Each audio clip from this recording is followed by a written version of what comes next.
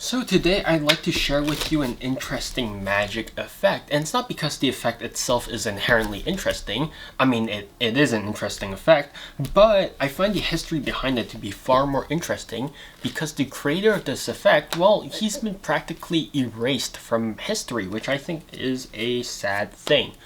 So I just want to take this opportunity to just share with you one of his creations. So this requires me to have about 12 cards. So 1, 2, 3, 4, 5, 6, 7, 8, 9, 10, 11, and 12. All right. So what's going to happen is that I'm actually going to show you about maybe I'm actually going to show you about half of these cards. And when I show you about half of these cards, well, I just want you to just think of one of them. All right, just one of them. All right. So this is going to be card 1.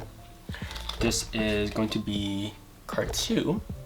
This is going to be card 3, and this is going to be card 4. And for the sake of simplicity and for the sake of social media, let's just say you thought of this card, right? So this is card 4. This is card 5 over here. And this is card 6 over here, right? So what's going to happen is, well, since you're not here, you can't really place your hand on top of it. So let's just say I'm going to place this deck on top of it, all right? So what's going to happen is that your thought of card is actually going to travel from this packet all the way to this packet. So I can actually show you that there's 1, 2, 3, 4, 5, and 6 cards over here, right? Which means that, you know, this is going to be a fairly interesting thing because, well, it doesn't really matter the distance, but I'll still do it for the sake of showmanship, let's just say.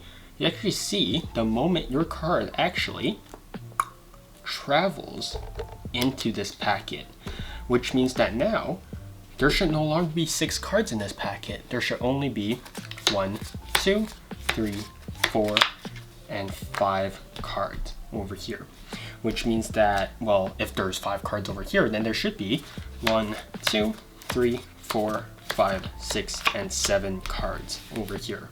So your card has actually jumped from this packet all the way to here.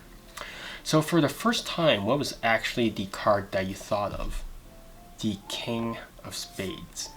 And that is a pretty interesting effect because you genuinely could have actually thought of any card, but you know, if it was like in person, all right? But you know, that's just an interesting effect, and for the first time, I'll actually tell you the creator of this effect. His name is Edward G. Brown. So please do your own research on this man. So yeah, hope you enjoyed this Edward G. Brown effect.